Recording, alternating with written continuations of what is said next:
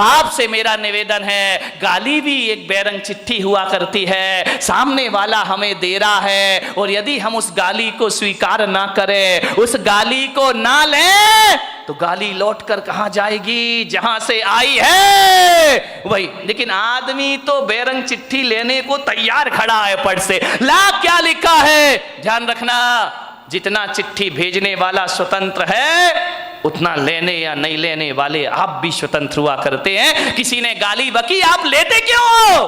उसको वापस छोड़ दीजिए, जहां से गाली आई है वहीं पर लौट कर चली जाए।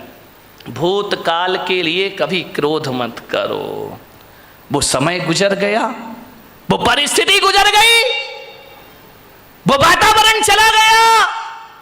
क्रोध अभी तक सीने से लगा के बैठे हो, ध्यान रखिए, रात गई सो बात गई, भूल जाइए उसको। वरना कुछ लोग बचपन की दुश्मनी को आज तक अपने सीने से लगाकर, अरे किसी ने कुछ कह दिया, दो बातें कह दी, अरे तो क्या बिगड़ गया अपना है? यदि लड़ाई झगड़े में तुम जीत गए, जब भी ध्यान रखना, देवरानी से लड़ाई हो, सास से लड़ाई हो, भाई भाई की लड़ाई हो, बाप बेटे में लड़ाई हो, आदमी ये प्रयास करता है कि मैं जीत जाऊं, सामने वाला हार जाए तो बड़ी शांति मिला करती है। एक बात बताइए, आप एक बात मुझे बता दीजिए कि आप यदि छोटे मोटे झगड़ों में जीत गए तो क्या रामनाथ कोविंद आपको भारत रत्न का अवार्ड देंगे? नहीं नहीं देंगे तो बताओ, फिर खूब लड़ो, हाथ में डंडा ले लो, पत्थर, कौन सा सम्मान मिल जाएगा? यदि दो लोगों के विवाद में एक आदमी जीत गया तो उस समय ये सोचना, इससे मुझे कौन सी उपलब्धि मिल गई, कौन सा प्रधानमंत्री मेरा सम्मान कर देगा, कौन सा राष्ट्रपति मुझे अवार्ड देगा, कौन मुझे भारत रत्न बना देगा। आप बताइए, आप जीत भी गए भाई से झगड़ के, देवरानी से यदि जिठानी जीत भी गई तो कौन सा उसे वर्ल्ड कप इनाम में मिल रहा है? विचार करिए, आप इतना दिमाग लगा लीजिए, लड़ने की क्या जरूरत, झगड़ने की क्या जरूरत है? और इस लड़ाई में जीत भी गए तो कौन सा हमारा नाम हो जाएगा, कौन सी मालाएं हम पर डलेंगी? अरे इतना ही जीतने का शौक है ना, तो जाओ सीमा पर पाकिस्तान को जीत कर आओ, भारत तुम्हें सम्मान की निगाहों से देखेगा, हिंदुस्तान में तुम्हारा सम्मान बढ़ेगा। और मैं आपसे निवेदन कर रहा हूं, पाकिस्तान को जीतो या ना जीतो, महावीर की तरह खुद को जीत लो, दुनिया तुम्हें भगवान मानना प्रारंभ कर देगी, दुनिया तुम्हें पूजा करना प्रारंभ। जीतना है तो अपने आप से जीतो, लड़ना है, झगड़ा करना है तो अपनी गलत प्रवृत्तियों से झगड़ा करो, ये दुनिया तुम्हें महापुरुषों की श्रेणी में ले जा करके बिठा। आदमी छोटी मोटी लड़ाइयों को बहुत बड़ी जीत समझता है। दो भाई लड़ गए, जीत गए तो अरे हम तो बहुत बड़े विश्व विजेता बन गए। इन जीतों में, छोटी जीतों से खुश मत हो। यदि क्रोध को जीतना है तो ध्यान रखिए मान्यवर, बात छोटी है, बात बहुत बड़ी है। समझो तो बड़ी है, ना समझो तो बात की कोई कीमत नहीं है। ध्यान रखिए, दिक्कत इसी बात की है कि हम लोग छोटी जीत को बहुत बड़ी जीत समझा करते हैं। क्या होगा, किसी से बहस करने में जीत गए, ये बहुत बड़ी जीत नहीं होती है। जीते हो किसी ने देश तो क्या, हमने तो दिलों को जीता है। ध्यान रखिए, दिलों को जीतने का प्रयास करिए। किसी से लड़के जीत गए तो बहुत बड़े विजेता या सम्राट नहीं कहला जाओगे। एक बात याद रखना, यदि कमठ जीत भी जाता तो दुनिया उन्हें पारसनाथ नहीं मानती। रावण जीत भी जाता तो राम की तरह उनके मंदिर नहीं बनाए जाते। ध्यान रखना, रावण हार गया, राम जीत गए। लेकिन एक बात ध्यान रखना, राम इसलिए महान नहीं है कि उन्होंने रावण को मारा है, राम इसलिए महान है कि पूरे दो साल तक रावण से युद्ध चला, लेकिन राम के चेहरे की मुस्कुराहट कभी खत्म नहीं हुआ करती है। इसलिए राम के दुनिया में मंदिर बनाए जाते हैं। ध्यान रखिए, थोड़ा सा समझने का प्रयास करिए। मान्यवर, कई लोग भविष्य के झगड़े करते हैं, कई का क्रोध फ्यूचर टेंस को लेकर होता है। मेरा क्या होगा, कल कह रहा था ना वो सेठ, मेरे बच्चों के बच्चों का क्या धत तेरे की सामान 100 बरस का पल की खबर। क्यों जोड़ रहा, क्यों इतना सब कुछ कर रहा? आने वाली पीढ़ी के लिए जोड़ करके जा रहा हूं, उनका भविष्य बना रहा हूं। अपना बच्चों का भविष्य बनाने में भाई का भविष्य बिगाड़ देते हो आप। विचार करिए, अपनी आने वाली पीढ़ियों के भविष्य के लिए वर्तमान पीढ़ियों को आप तबाह कर देते हो, ध्यान रखना है। मान्यवर, भविष्य को लेकर क्रोध करते हैं। एक मुल्ला नसरुद्दीन था, वो बंबई जा रहा था पूना से, यहाँ से तुम्हारी बारामती से बंबई जा रहा था। बेटा स्कूल से आया, जैसे ही स्कूल से बेटा आया उसने बैग रखा, मुल्ला ने तड़ा तड़ 10-20 चांटे जमा दिए उसके गाल में। पत्नी बोली, यार तुम्हारा दिमाग खराब हो गया है, बच्चा अभी स्कूल से आया है और तुमने इसको 10 चांटे लगा दिए। अरे मुल्ला ने कहा, तू चुप खड़ी रह, तू बीच में मत बोल। अरे तो बोले, तू मार काय को रिया है? बोले, मैं बंबई जा रहा हूं इसलिए इसकी पिटाई कर रहा हूं। अरे यार ये कोई बात है कि तुम बंबई जा रहे हो, बच्चे की पिटाई कर रहे हो? अरे बोले, मार लेने दे आज इसको जी भर के। अरे बोले, तू कैसा बाप है भाई? एक बाप बच्चे से दूर जाता है तो गले लगाता है, प्यार करता है, और तू इसकी पिटाई कर रहा। मुल्ला ने कहा, आज इसे जी भर के पीट लेने दे, मैं बंबई जा रहा हूं, महीने भर लौट के नहीं आऊंगा, आज इसे पिटाई करके जाऊंगा। अरे पत्नी ने कहा कि यार मार क्यों रहा है? बोले, तू नहीं समझेगी, मार इसलिए रहा हूं कि अब मैं महीना भर तो घर आऊंगा नहीं, परसों इसका रिजल्ट आने वाला है और मुझे मालूम है फेल होगा, और जब मैं यहां नहीं रहूंगा तो इसे मारेगा।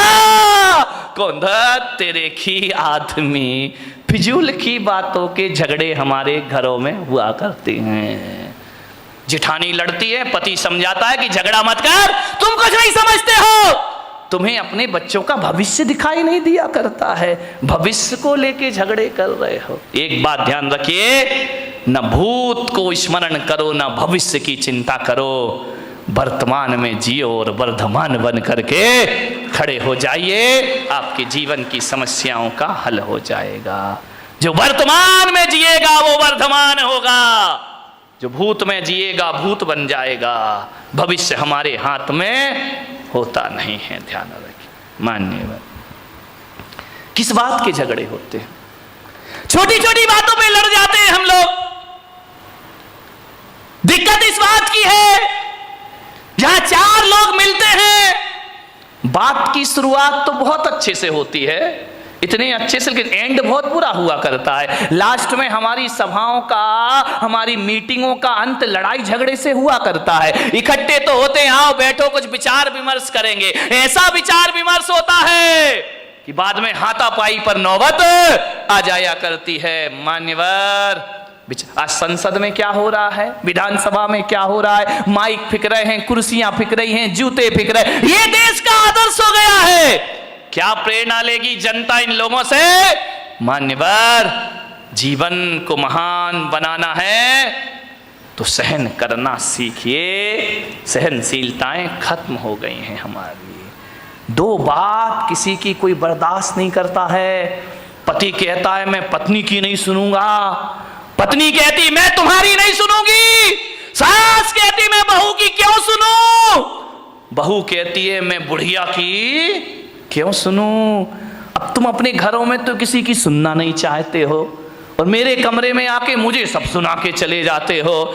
तो भैया, जब सास नहीं सुन रही, बहू नहीं सुन रही, भाई नहीं सुन रहा, देवर नहीं सुन रहा, तो पुलक सागर काहे को सुनेगा तुम्हारी? जो आता है वो मुझे सुना के, हमारे घर में ये हो रहा वो हो रहा, इसका स्वभाव खराब उसका स्वभाव खराब। जब तुम नहीं सुन रहे तो मैं काहे को सुनूं? लेकिन मैं अपने को किस्मत वाला समझता हूं कि जो बच्चे माँ बाप की नहीं सुनते, जो सास ससुर की नहीं सुनते, जो भाई भाई की नहीं सुनता, देवरानी जिठानी की नहीं सुनता, मेरी किस्मत है कि घंटे भर तुम शांत होकर मुझे सुनते हो। इससे ज्यादा मेरी किस्मत दूसरी। कितने शांत होकर सुन रहे, मैं कुछ भी बोल रहा हूं, तुम तो बड़े शांति से सुन रहे। एक बात बताऊं बारामती वालों, इतने शांति से यदि घर की बातें सुन लो, घर वालों की सुन लो, तो तुम्हारे घर में झगड़ा होने का कोई चांस पैदा है। लेकिन हम घर में तो सुनना ही नहीं चाहते हैं। सास शेर तो बहू, कौन बोला सवा शेर, खूब लड़ी मर्दानी वो तो झांसी वाली। नहीं, थोड़ा सा सहन करो, सुनो, सुनने की कला डालिए, सुनाइए मत, ज्यादा मत सुनाओ किसी को, ज्यादा मत बोलो, कम बोलो, मौन रहो, ज्यादा मत बोलिए। ज्यादा बोलने के लिए पुलक सागर बैठा है ना तुम्हारी बारामती में, जितना भी ज्यादा बोलना मुझसे बुलवा लो, लेकिन तुम लोग ज्यादा, मेरी लोग सुन लेंगे, तुम्हारी कोई सुनने वाला नहीं है, ध्यान रखना। मान्यवर, विचार करिए, क्रोध आता है। मैं बच्चों से निवेदन करूंगा, घर में मम्मी पापा यदि लड़ते हैं तो मैं बच्चों को एक सूत्र दे रहा हूं, जो बच्चे नहीं आए हैं उन्हें मेरी ये सीडी सुना देना, प्रवचन सुना देना, यूट्यूब में दिखा देना, आपका क्रोध 2 मिनट में भाग जाएगा। जब मम्मी पापा बहुत क्रोध कर रहे हो ना, तो आजकल एक वो आया है, एक पेन है जिसमें रिकॉर्डिंग हो जाती ना, वीडियो बन जाती है, आवाज वॉइस रिकॉर्डिंग हो जाती है। जब मम्मी पापा लड़े बेटा, तो पेन में रिकॉर्डिंग कर लिया करो, फिर देखना ये क्रोध में क्या क्या बकते हैं। और जब ये शांत हो जाएं, और शांत होने के बाद भी नहीं, जब घर में कोई मेहमान आए तो उन्हें नमोकार मंत्र की धुन मत सुनाना, नमोकार मंत्र की झनकार नहीं, मम्मी पापा की टनकार सुनाना। उस समय पता लगेगा कि हम क्रोध में क्या क्या बोल गए। क्रोध में ध्यान रखना, क्रोध में आदमी बेहोश हो जाता है, उसे होश नहीं रहता कि मुझे क्या बोलना है। एक बार एक आदमी तो क्रोध में इतना बोला, गुस्से में इतना बोला, अपने बच्चे को बोला, अब एक गधे की औलाद। बच्चे ने कहा सही कह रहे हो बापू, ध्यान रखिए, बीच आदमी होश थोड़ी रहता, मैं गुस्से में बोल के आ रहा हूं, अब एक गधे की औलाद। अब विचार करिए, उसने कहा, गुस्से में एक पति ने पत्नी से कहा कि क्यों नहीं, जब तेरी शादी हुई थी तू पागल थी क्या, जो मेरे से शादी, पागल थी क्या जो शादी के समय तूने नहीं देखा मुझे, अब तुझे गुस्सा आ रहा है, पागल थी क्या। पत्नी ने कहा पागल नहीं होती तो तुझसे शादी काहे को करती, ये पागल ही तो था। एक बार क्या हुआ, एक पत्नी ने अपने पति से कहा, यार तू तो इतना भोला है, इतना भोला है, इतना भोला है कि तुझे तो कोई भी बेवकूफ बना सकता है। पति ने कहा ज्यादा मत बोल, बोले तुझे कोई भी बेवकूफ बना सकता है। पति ने कहा बिल्कुल सच कह रही है, सबसे पहले बेवकूफ तो तेरे बाप ने मुझे बनाया जो तेरे से शादी